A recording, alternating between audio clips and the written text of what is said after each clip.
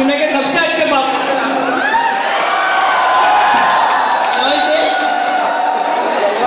कितना प्यारा दृश्य है। इस पल को आप सभी ने अपने जीवन में कभी ना कभी महसूस करा ही होगा। इन खुशी के लम्हों में किसे पता था कि शर्मा जी के परिवार पर दुखों का पहाड़। हेलो मिस्टर शर्मा, मैं आपके काम से बिल्कुल खुश नहीं हूँ। कल से ऑफिस आने की कोई जरूरत नहीं है, आपको नौकरी से निकाला जा रहा है।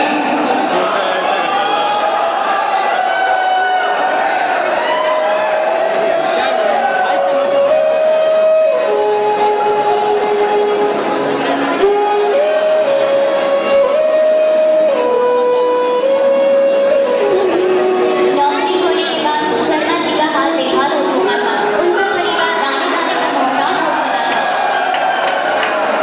मम्मी मम्मी, मुझे भूख लग रही है, जल्दी में बिना मिलाए सुला जाता आपने। शर्मा जी ने अपनी बेटी की हालत देखकर जेबें खंगाली, पर उनमें से कुछ कागज के टुकड़े, कर्जों के हिसाब और कुछ सिक्के निकल के जिनसे शायद ही कुछ आ पाता। परंतु बेटे की हालत देखकर वह अपन पैसों को गिरते हुए बाजार की ओर चल दिए।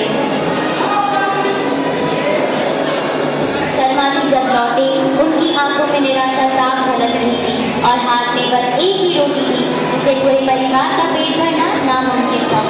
भूखा बेटा रोटी को देखकर उसकी ओर कूद पड़ा। बूढ़े माँ बाप खुशी से यूं ही मर गए। यूं ही 15 साल बीत गए। दुख के बादल छट चुके थे। खुशी की किरण उनके परिवार पर पड़ी। शर्मा जी को एक फर्म में नौकरी मिल गई थी। वहीं दूसरी ओर सिद्धार्थ बहुत ही होनहार और बुद्धिमान साबित हुआ। अपनी लगन एवं मेहनत से उसने छात्रवृत्ति प्राप्त कर विदेश में पढ़ाई पूरी करी और अब वो अपने देश वापस आ रहा है।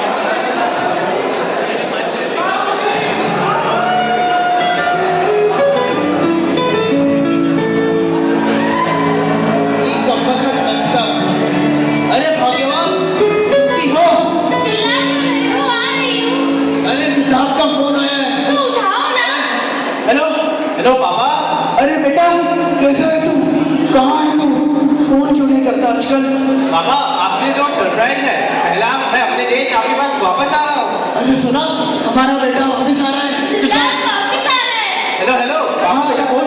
हेलो पापा, सुनिए तो, एक और बात है। मैंने शादी कर ली है और हम पापा मैं रखता हूँ, बाय। अरे उठो, तैयारियां करो, घर में बहू आ रही है। चलो चलो। बेटे की अपनी मर्जी से शादी कर लेने पर सकुचाए हुए शर्मा जी ने अपने मन को बना लिया और बेटे के वापस आने की खुशी में सारा घर गूंज उठा। एक दिन बाद टिंग टोंग,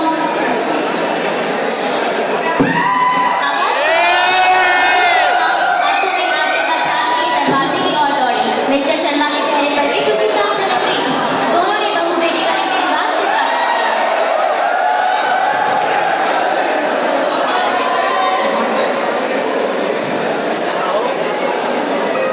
यूं ही 10 साल गुजर गए। घर में एक पोता पोती ने जन्म लिया। अब जाकर बूढ़े शर्मा जी का परिवार बना हुआ। बहू बेटे के घर के कामों में थोड़ा बहुत हाथ बटाकर अपना जीवन बसर कर ही लेते थे। यूं तो कोई दिक्कत ना थी, परंतु उनका जरूर थी। कभी कभी बहू द्वारा कहे शब्द कुछ ज्यादा ही चुप जाते थे। जिस बेटे के लिए इतना कुछ किया, उसके व्यवहार पर आंखें फटी और दिल दर्द से भर जाता था। क्या वह बूढ़े माता पिता अब अपने बेटे के लिए बोझ बन गए हैं? यूं ही एक दिन दादी दादाजी पोता पोती अपनी खुशी के पल बिता रहे थे, तभी मॉम, मैं किसी के लिए जा रही हूँ। And what is this? आप लोग दिन भर फालतू बैठे रहते हो। Keep this and do some work.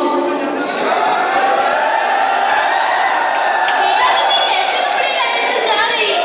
तुम इस घर की बहू हो। हमारे घर की कुछ मान मर्यादा है।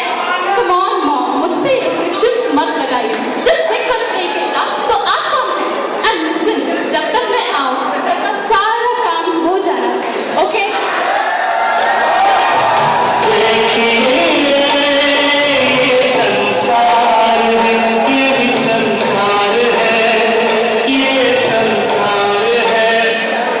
बहू के ये कटु शब्द और तेवर देखकर दोनों का मन दुखी हो चला। पर करते भी तो क्या, वह जुट गए अपने अपने कामों में। तभी बहुत गर्मी है, जाओ एसी ऑन करो। सिड, या तो इस घर में मैं रहूंगी या तुम्हारे मॉम डैड। डार्लिंग, कौन है मैं?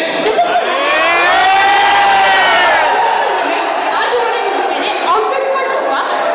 लिसन लिसन, ना उन्हें ओल्ड एज को फेस करो। सिद्धार्थ के सामने आज बहुत बड़ा सवाल खड़ा हो चुका था। किसका साथ दे? उसके साथ जिसके साथ उसे जिंदगी बितानी है, या उनका जिन्होंने उसे जिंदगी दी?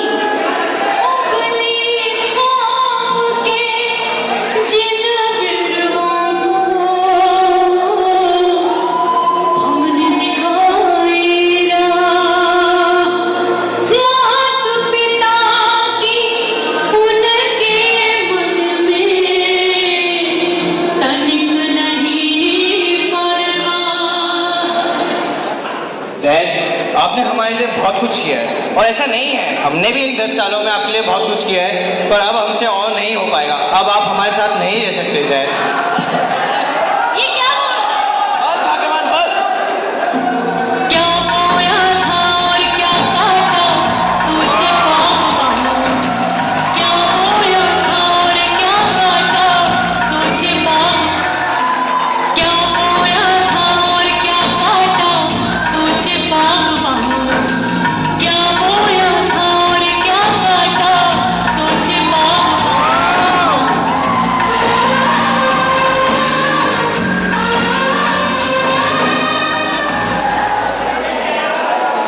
हाँ साहब।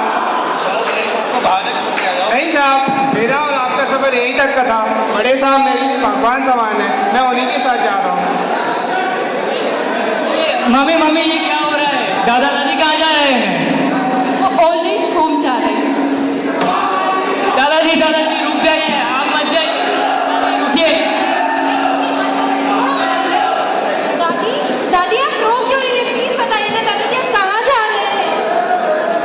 भैया प्लीज बताइए दादा दादी कहाँ जा रहे हैं? मम्मी प्लीज, पापा प्लीज बताइए दादा दादी कहाँ जा रहे हैं? पापा ने दादाजी और दादी जी को घर से निकाल दिया है, वो दोनों वृद्धाश्रम जा रहे हैं। तो क्या पापा आप बड़े हो जाओगे तो भैया भी आपको घर से निकाल देंगे? बच्चों, उम्र में इतने छोटे होने के बाद भी तुम दोनों ने मेरी आंखें खोल दी। बेवकूफी मत करो, तुम क्या इन स्टूपिड बच्चों की बातों में आ गए हो? लिसन, वो मेरे पेरेंट्स हैं और अब वो मेरे साथ ही रहेंगे। मैं जा रहा हूँ उन्हें लेने। सब बकवास है। Listen Sid,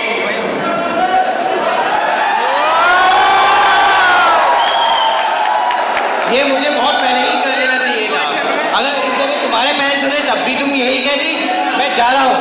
listen Sid, mummy दादा दादी आ जाएंगे। मम्मा हाँ बेटा, अब वो हमारे साथ ही रहेंगे।